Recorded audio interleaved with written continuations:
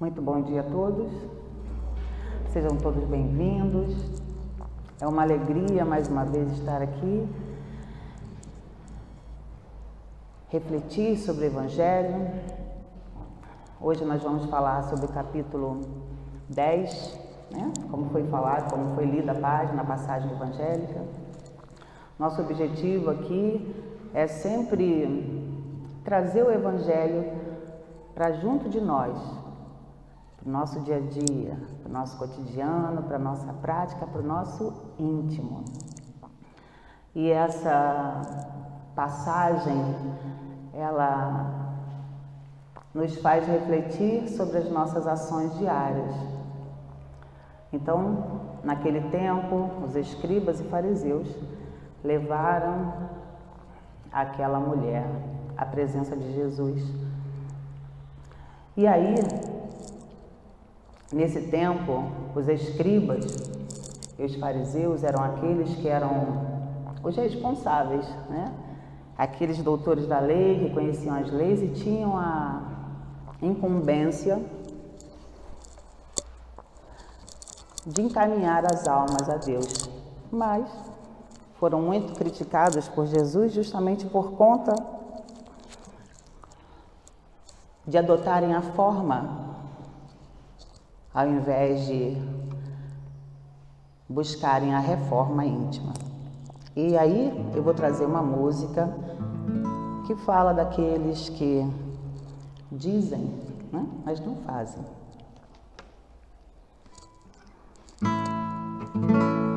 Para preparar os terrenos dos nossos corações, para refletir sobre essa passagem evangélica.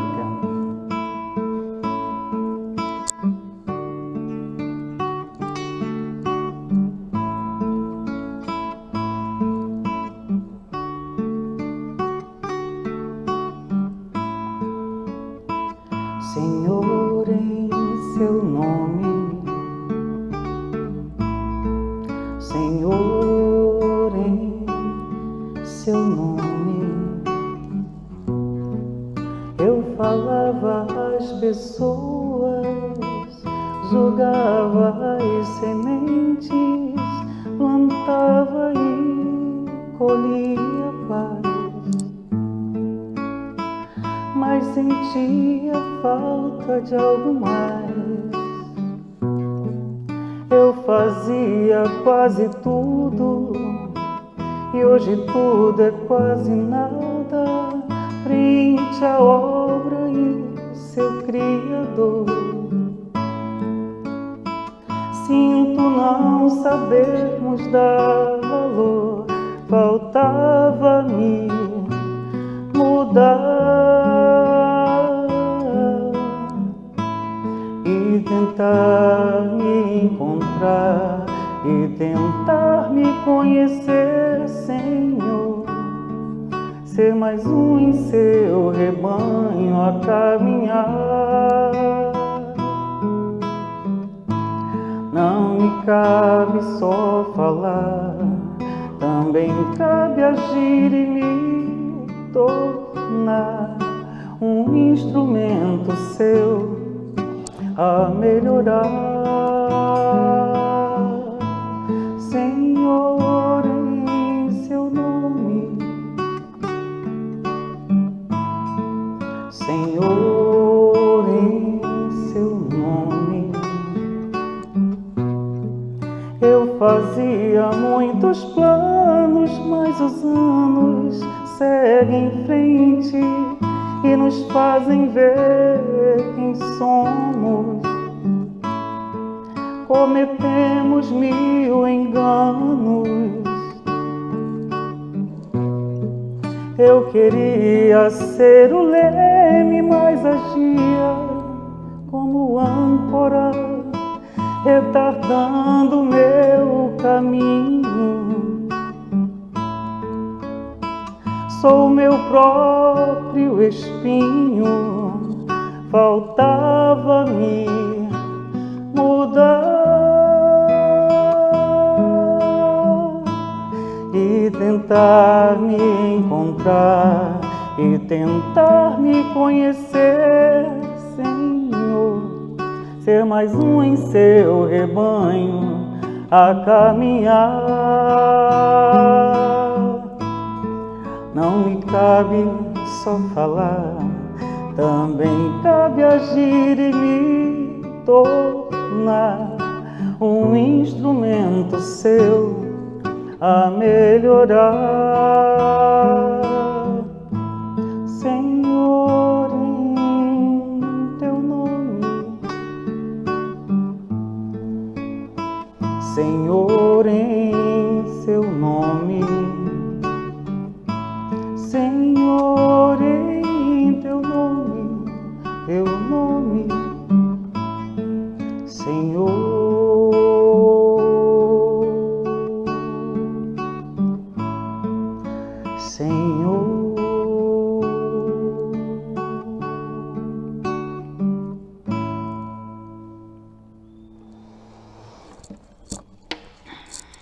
Então os escribas e os fariseus eram aqueles que tinham a incumbência, né? Falavam em nome de Deus e faziam cumprir a lei, né?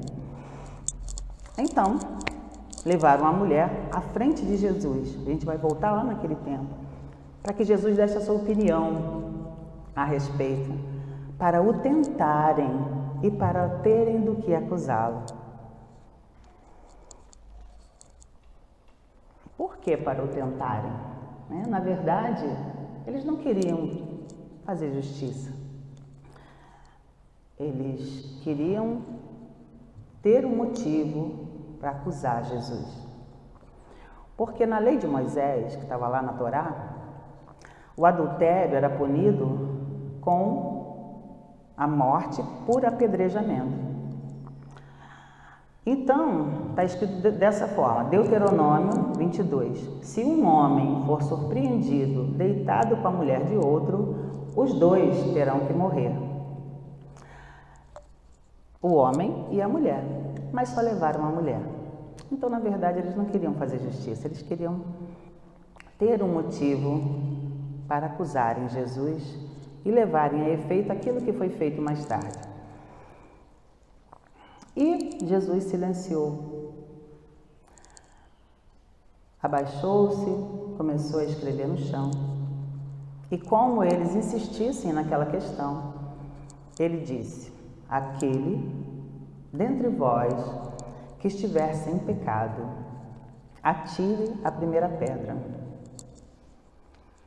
E foi uma surpresa que inquietou a muitos, porque ninguém esperava, né? Jesus tinha por hábito escandalizar. E ninguém esperava aquela reação, porque na verdade ele estava numa saia justa. Ele não podia absolver a mulher, porque a lei mandava matar. E ele não podia condenar, porque a lei de Deus prima pela vida.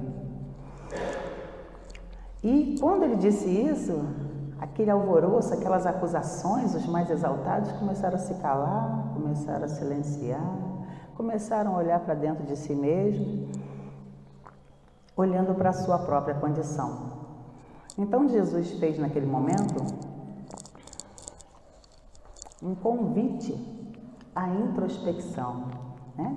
Um convite a que cada um olhasse para dentro de si e verificasse se realmente eles podiam estar fazendo aquilo. E aí foi silenciando, o pessoal começou a sair, cada um para o seu lado, meio que envergonhado, né? Foi ficando deserto. E aí Jesus perguntou: mulher, onde estão os teus acusadores? Eles não te condenaram?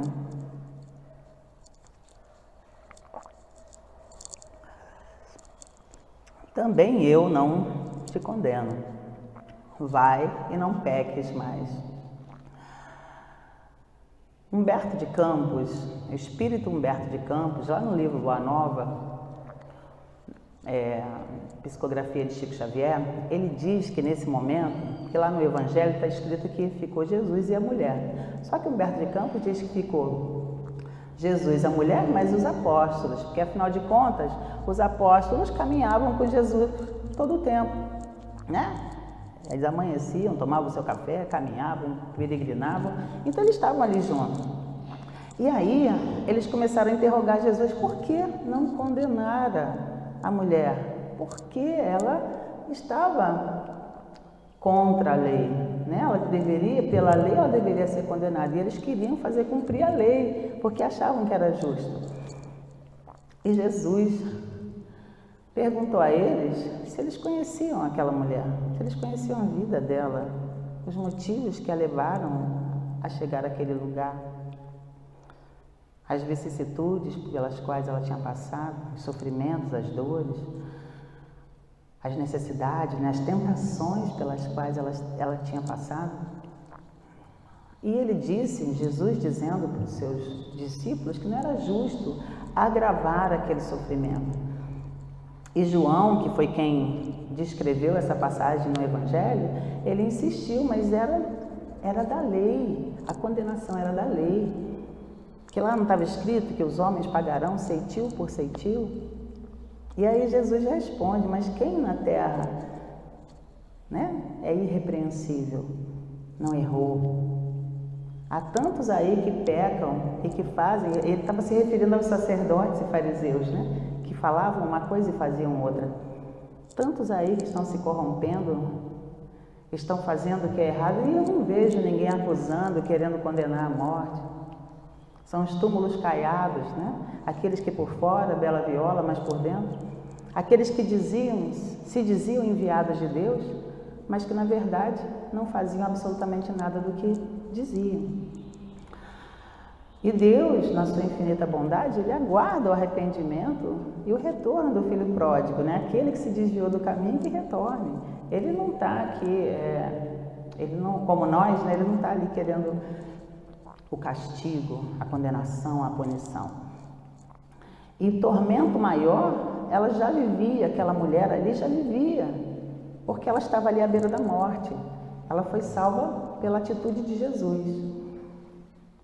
As criaturas que se transviam do caminho é justamente porque elas não entendem, né, o patrimônio, o tesouro que nós recebemos com a vida, a oportunidade que nós recebemos, e se desviam, às vezes por um instante de prazer.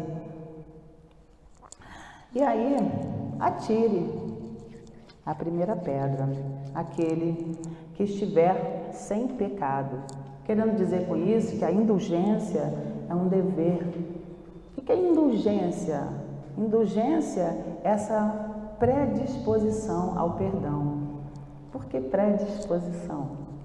Porque a gente não sabe perdoar. A gente lembra, a gente cobra, a gente joga na cara, né? Então a gente não tem essa predisposição.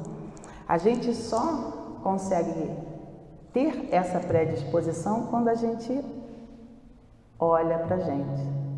Eu também, cheio de falhas, defeitos, pecados, gostaria de ser perdoado, porque às vezes faço coisas que, como disse Paulo, às vezes eu faço aquilo que eu devo, eu não faço, mas aquilo que eu devo, eu não faço, mas aquilo que eu não devo, eu faço. Então a gente quer ser perdoado, a gente quer a indulgência. E Jesus, naquele momento, ele agiu com infinita sabedoria, né? Ele não podia botar o peso todo da culpa naquela mulher. Então, o que ele fez?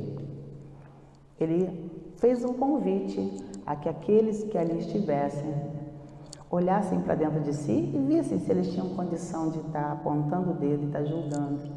E isso fez com que o erro que estava sendo cometido ali, que ele fosse percebido. O silêncio que se fez, que cada um ficou em si mesmado, né, olhando para dentro de si, então se fez aquele alvoroço que estava, né, peguem a mulher, matem, apedrejem, aquilo silenciou, porque cada um olhou para dentro de si. E essa foi a resposta melhor do que qualquer discurso que pudesse ser feito. Porque junto daquela mulher adúltera que eles queriam condenar, também estavam os homens pervertidos, que também não podiam, né, estar ali naquela atitude. Jesus conhecia a intimidade das criaturas. Ele sabia das suas carências, das suas necessidades, da sua vida íntima, né? Por conta do grau evolutivo em que se encontrava. Jesus é o governador do planeta, gente. É o ser mais perfeito que pisou na Terra. Então, através de todo o seu patrimônio moral e espiritual, ele conseguia enxergar as criaturas tal qual elas eram, e ele conhecia as necessidades. Inclusive, ele via as sombras, né? Nós temos um perispírito, e no nosso perispírito, todas as nossas vivências, todas as nossas experiências estão marcadas. Então, ele via, ele conseguia ver claro, de maneira clara, como nós não conseguimos enxergar. Ele olhava além das aparências. E ele via as nossas sombras, que são aquelas ações, aquilo que nós não desejamos ver em nós, aquilo que nós não desejamos ter em nós, mas aquilo que existe, aquilo que está debaixo, que a gente joga para debaixo do tapete porque a gente não quer ver, a gente não quer saber que a gente é dessa maneira. Então eles, conhecendo isso tudo, eles sabiam que iam fazer daquela mulher um bode expiatório, alguém para pagar o preço do pecado. E aí, eu vou trazer uma música aqui que vai falar um pouquinho disso.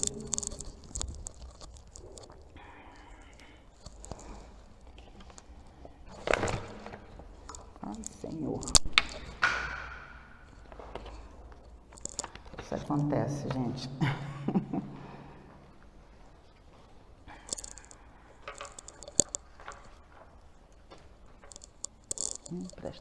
Empresta aqui. Isso.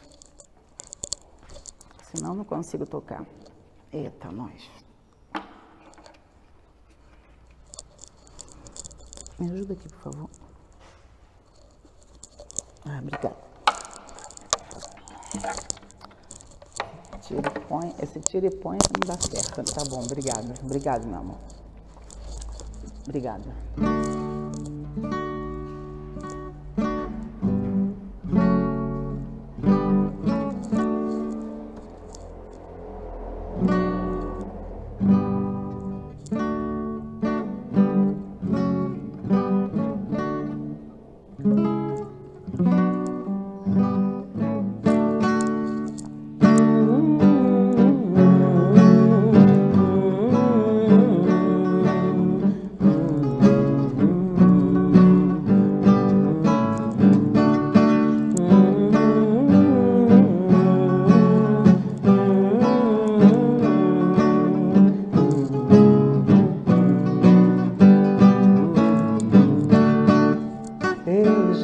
proteja de mim e da maldade de gente boa, da bondade da pessoa ruim.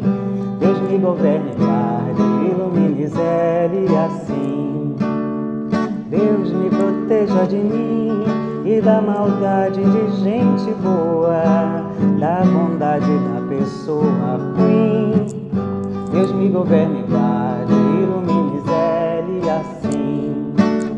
Caminho se conhece andando, então vez em quando é bom se perder. Perdido fica perguntando, vai só procurando e acha sem saber. Perigo é se encontrar perdido, deixar sem ter sido, não olhar, não ver. O mesmo é ter sexto sentido, sair distraído, espalhar sem querer.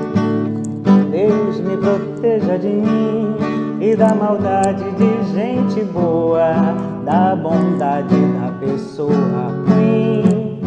Deus me governe, guarde, ilumine, zele assim.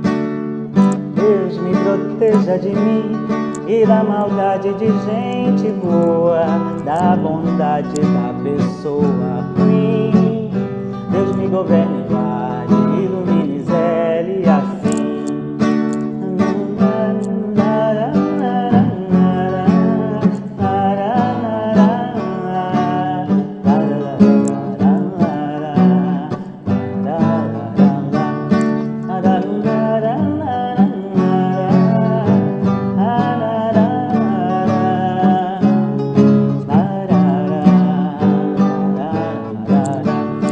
Caminho se conhece andando, então vez em quando é bom se perder. Perdido fica perguntando, vai se procurando e acha sem saber. Perigo é se encontrar perdido, deixar sem tecido, não olhar, não ver. Bom mesmo é ter sexto sentido, sair distraído, espalhar sem querer. Deus me proteja de mim e da maldade de gente boa, da bondade da pessoa ruim. Deus me governe, guarde, ilumine, zele assim. Deus me proteja de mim e da maldade de gente boa, da bondade da pessoa ruim. Deus me governe, guarde, ilumine, zele assim.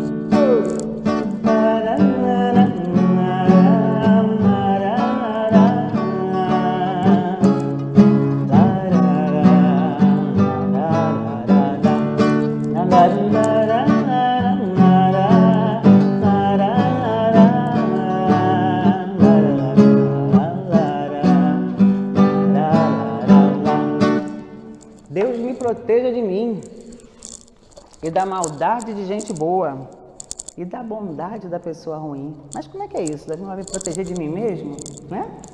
Da bondade de gente, da maldade de gente boa e da bondade da pessoa ruim? Mas quem é bom tem algo de ruim e quem é ruim tem algo de bom? Todos nós temos um pouco de cada coisa, né? Se a gente for lá olhar a filosofia chinesa, ele tem um princípio chamado Yin e Yang, que é representado por um círculo, cuja metade é preta e a outra metade é branca. Na parte preta tem um ponto branco e na parte branca tem um ponto preto, que são a representação das forças, das energias fundamentais da vida. Elas são opostas, mas também são complementares. E elas se encontram em tudo e em todas as coisas, inclusive em nós. Então representa o quê? O claro, o escuro, o forte, o fraco, a noite, o dia, o alegre, o triste, a sombra e a luz. E Jung vem trazendo, Jung é um psicólogo e psiquiatra suíço, que trouxe o princípio da sombra. Sombra é o quê? Aquilo que eu não quero ver, aquilo que eu não quero enxergar em mim, aquilo que eu rejeito, aquilo que eu jogo para debaixo do tapete. E justamente se torna inconsciente justamente porque eu não quero ver, eu não quero enxergar.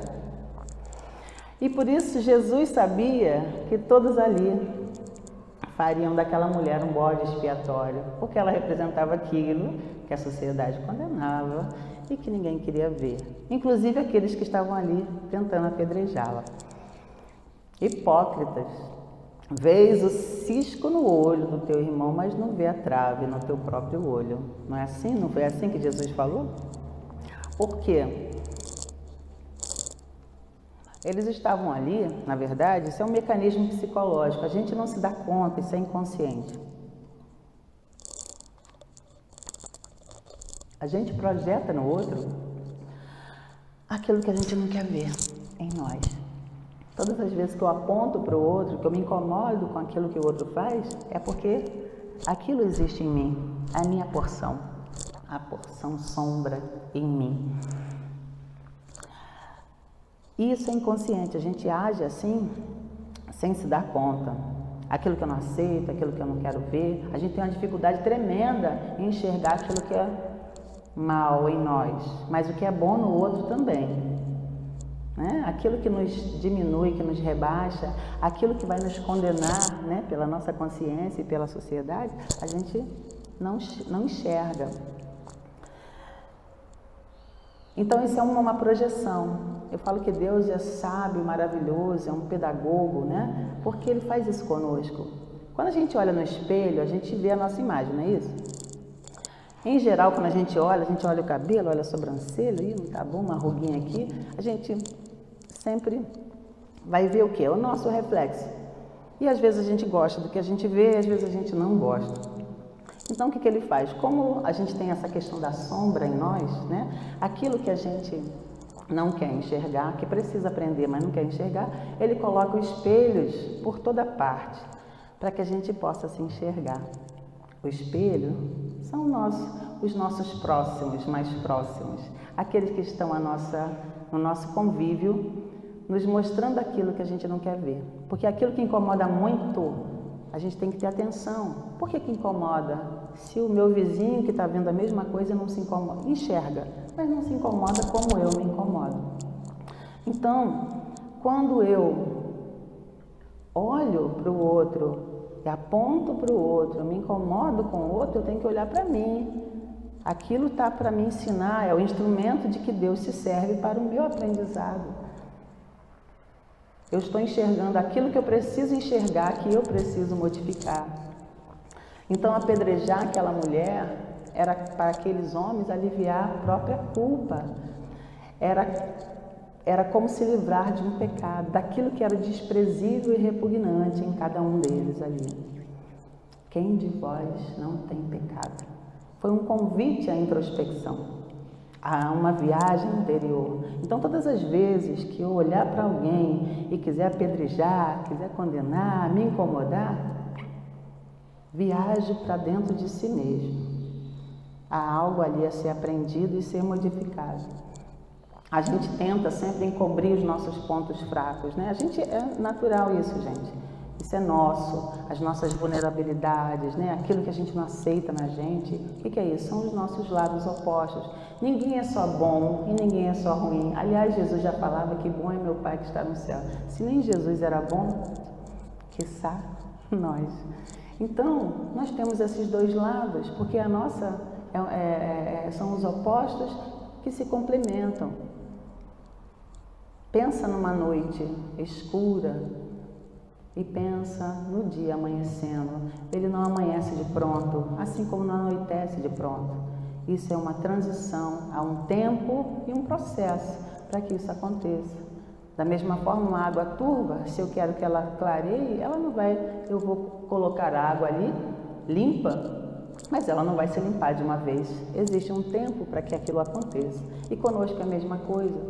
O nosso lado sombra, os nossos pecados, são aquelas lições que a gente ainda não aprendeu. E a gente não quer ver e coloca bem fechadinho lá nos porões, né? Aliás, André Luiz, o espírito André Luiz, lá no livro Vida Maior, ele já vem falando sobre a casa mental, né? Ele equipara, o Calderaro, que é o instrutor dele ali, equipara o nosso cérebro. O que é o nosso cérebro? É onde o nosso espírito atua, né? O cérebro comanda todo o corpo físico, todas as ações que são desenvolvidas no corpo físico são através do cérebro. Dá um machucadinho no dedinho do pé. Os nervos vão lá, avisam ao cérebro que dá o comando, né? Através do espírito comanda. Mas é como se o corpo físico fosse toda uma nave mãe e o cérebro fosse a sala de controle, né? Onde o espírito está ali atuando e fazendo o que tem que fazer. Então, ele equipara o cérebro a uma casa que tem o seu porão e tem o seu sótão, que seria a nossa casa mental, onde nós administramos essas questões todas. O sótão são as nossas experiências passadas, os nossos automatismos, nossos instintos, nossos hábitos, né? É o nosso subconsciente, o nosso passado. Tudo aquilo que já foi vivido está ali registradinho. E o térreo da casa seria o nosso momento atual. As nossas conquistas, aquilo que nós estamos conseguindo edificar aqui e que depende do nosso esforço, da nossa vontade. É o nosso consciente, aquilo que nós conseguimos observar. É o nosso presente, o nosso momento atual. E tem o sótão, que são as noções superiores, aquilo que eu preciso alcançar, aquela meta, aquele ideal a ser alcançado, que está no superconsciente, né? Que está no futuro, aquilo que eu preciso enxergar para adotar para os meus comportamentos, para transformar as minhas atitudes, para me tornar um ser único, consciente, administrando. A gente está o tempo todo administrando essas informações. E a gente não deixa de ser aquilo que a gente é. Aquilo que a gente viveu continua sendo. O que acontece é que a gente deixa de acessar na medida que a gente recebe as informações que vêm do alto. Mediante esforço e vontade, eu vou acessando cada vez menos aquelas atitudes, aqueles velhos hábitos, o homem velho que está ali, né? Porque são energias. A energia, ela pede lugar, mas cabe ao espírito administrar. Então a gente tem que entender a nossa condição humana. Nós temos essas polaridades e o objetivo é encontrar o equilíbrio entre essas polaridades. Jogar luz sobre as sombras, né, gerenciando. E a gente só consegue unificar essas polaridades através do amor. Eu e o Pai somos um. Quando Jesus falou isso, ele quis dizer exatamente isso. Ele é integral, ele é um só. Ele não ficava igual a gente, não fica igual a gente, pendendo de um lado para o outro. Ora estou alegre, ora estou triste. Ora estou manso, ora estou pacífico, né? Ora estou irado, feroz. Então ele não pendia de um lado para o outro. E a gente ainda pende porque a gente está nesse processo evolucional. É a nossa condição, o momento que nós estamos vivendo. Para a gente não ficar pendendo de um lado para o outro, a gente precisa unificar. E só unifica isso, o que liga esses dois opostos é o amor. A minha capacidade de amar, de unir. Porque quem une, quem ama, não divide, funde, né? Quem ama não quer divisão, quer união, quer cooperação, quer trabalho. Até o nosso cérebro, gente, é dividido, né? 2 hemisférios, esquerdo e direito. Um é objetivo, cuida do cálculo, né? da razão, também administra o outro lado. E um outro lado é subjetivo, é a nossa parte sensível, a nossa parte da arte, da intuição. E a gente precisa também, imagine se a gente só for razão, a gente fica materialista, a gente não se sensibiliza. E se a gente for só subjetivo, a gente corre o risco de se tornar fanático, né? Porque a gente precisa das 2 asas do espírito. Então, encontrar o equilíbrio entre essas 2 partes é o trabalho do espírito. É encontrar a unicidade. É ser um, é total. Nem pendendo para um lado, nem pendendo para o outro. Encontrando o equilíbrio. Nem chorando, né, aos borbotões e nem esbravejando. Encontrar o caminho do meio. Então, o amor ele tem que ser incondicional. Porque o que liga essas partes opostas é o amor. Quando eu consigo aprender a amar, eu consigo o equilíbrio. E o amor do mestre era assim, ele não diferenciava bons e maus, né? Os certos e os errados. Ele sabia que nós estávamos nesse estágio e ele sabia o que esperar de cada um. A gente que tem a mania de esperar o que nem Deus espera da gente. A gente se cobra da gente e cobra do outro.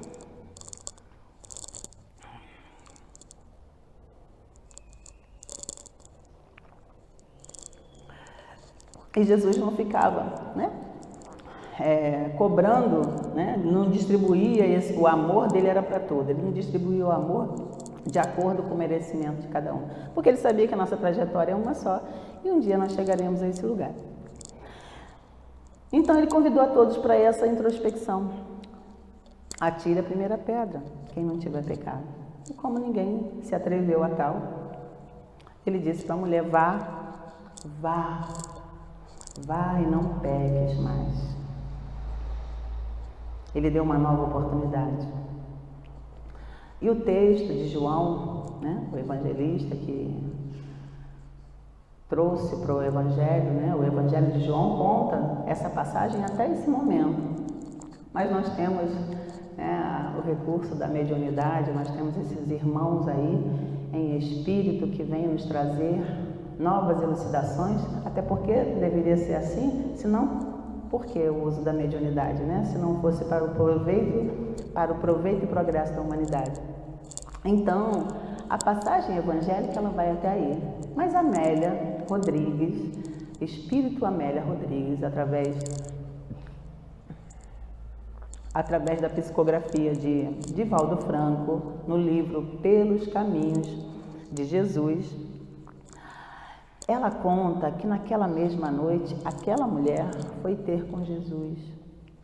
E ela contou a ele sobre a sua trajetória, as suas fraquezas, né? O seu abandono, o abandono do marido, né? As tentações pelas quais ela passou. Ela reconheceu que não era desculpa para ela ter chegado naquele ponto. E nisso Jesus viu o seu arrependimento. Mas ela estava preocupada, porque ela não podia contar com a ajuda de ninguém. Ela foi execrada em praça pública. Ela foi abandonada pelo marido, pelo pai. Ela não tinha com quem contar para prosseguir a sua vida. E Jesus falou dessa necessidade de mudança.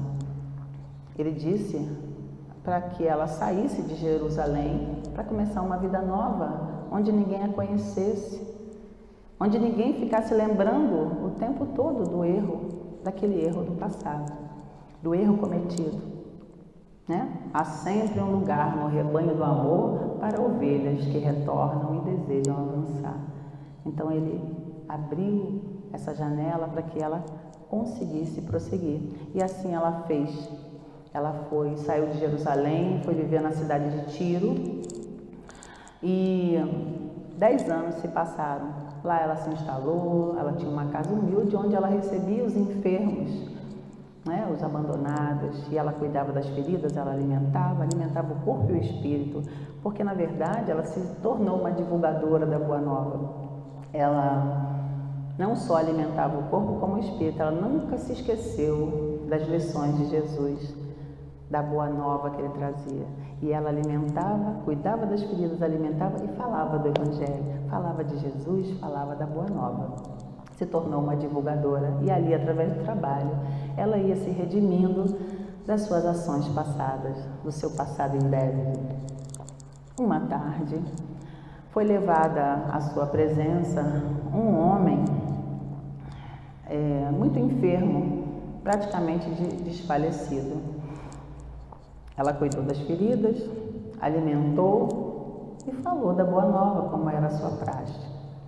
O homem disse que conhecera Jesus há muito tempo atrás, mas que nutria por ele um amargo sentimento, porque na época ele absolvera a sua mulher adúltera e para ele, o ofendido, ele não teve uma palavra de consolação.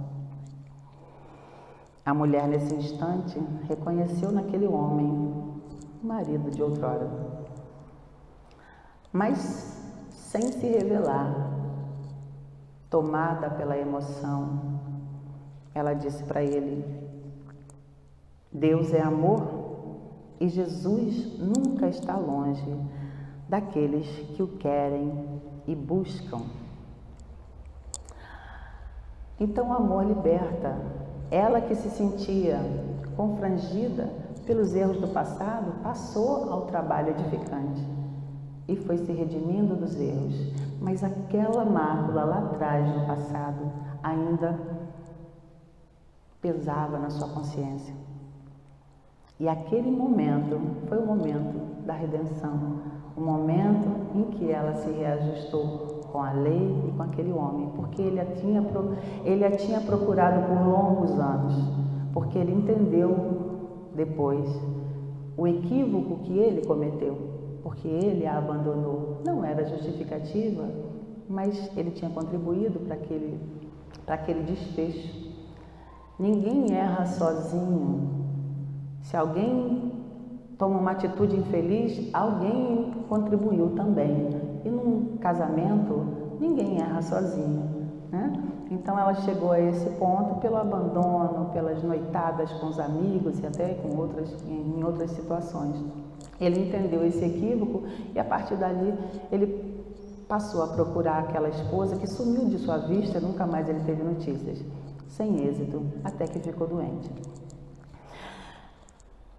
Ela conseguiu transpor as barreiras do passado, se arrependeu, buscou um reajustamento através do trabalho, através das lutas do cotidiano, porque quando a gente resolve caminhar com Jesus, não significa que a gente não vai ter batalhas.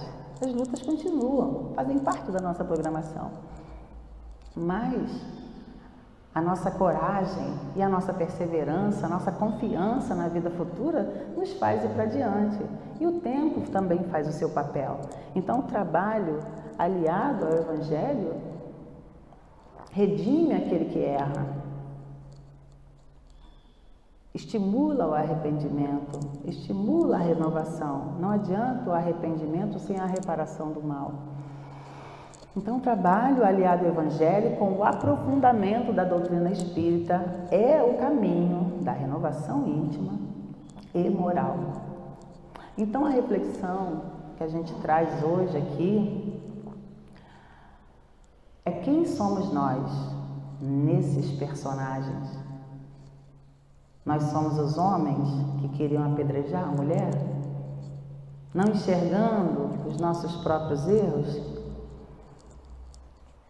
que queriam fazer dela um bode expiatório para aliviar suas culpas, projetando nela aquilo que não queriam ver em si mesmo, sem autoridade moral nenhuma para fazer isso. Ou será que nós somos a mulher adúltera? Aquela que, reconhecendo seus erros, arrependeu-se, recebeu uma segunda chance, saiu daquele lugar conhecido e buscou nova paisagem e novos comportamentos, buscando aliar sua conduta às lições evangélicas do Mestre, trabalhando na conquista de si mesmo, expiando e reparando o mal feito através do trabalho do bem.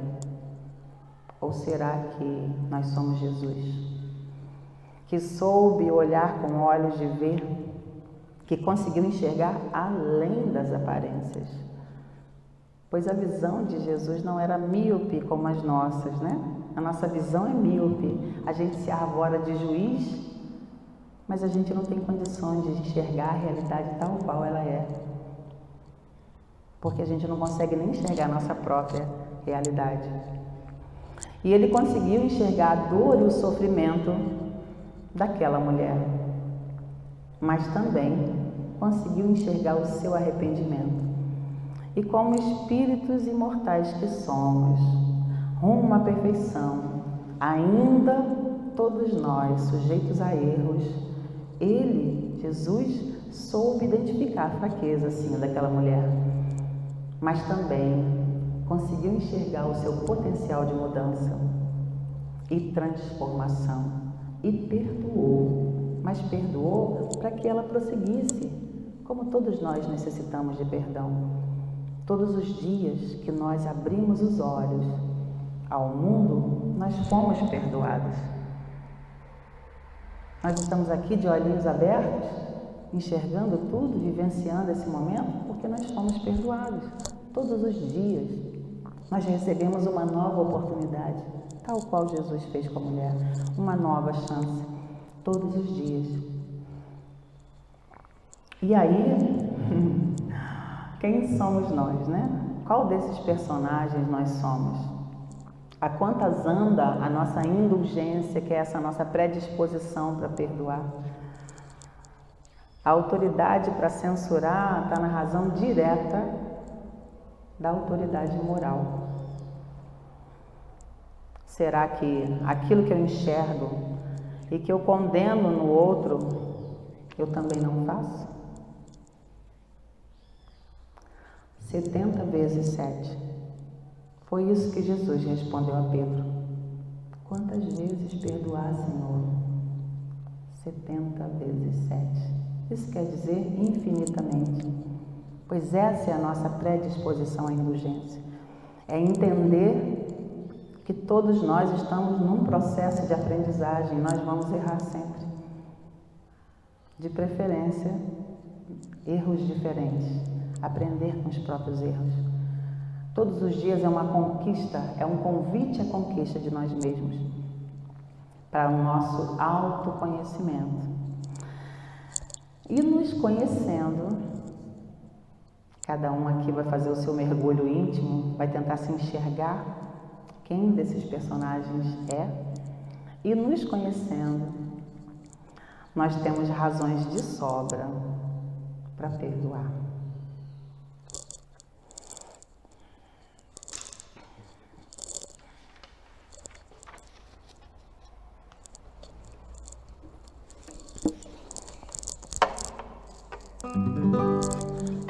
Perdoar, relevar, enxergar no outro um irmão.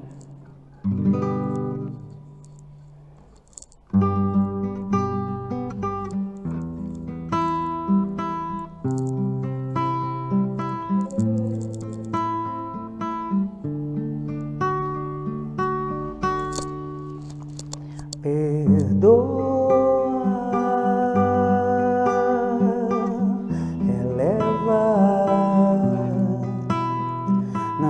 Dorme antes que seu coração receba e sinta toda a paz de quem já faz esforço para enxergar no inimigo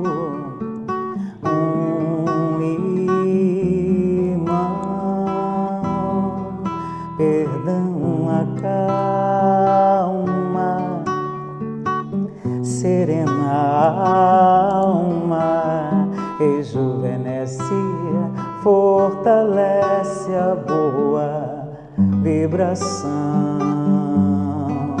Respira, faz uma oração, pede a Jesus para aquele irmão que desconhece a lei de ação e reação. Respira, faz uma oração, nada te acontece em vão. Mostra outra face, a face do perdão. Mostra outra face, a face do perdão. Perdoa,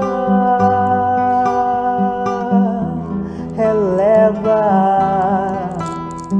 não dorme antes que seu coração receba e sinta toda a paz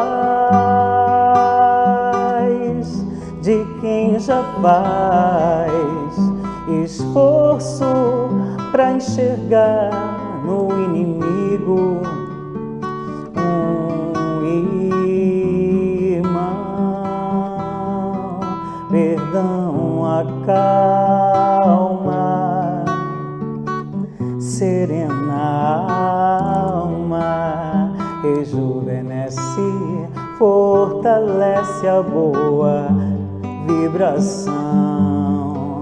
Respira, faz uma oração, pede a Jesus para aquele irmão que desconhece a lei de ação e reação. Respira, faz uma oração, nada te acontece em vão. Mostra outra face, a face do perdão. Mostra outra face, a face do perdão.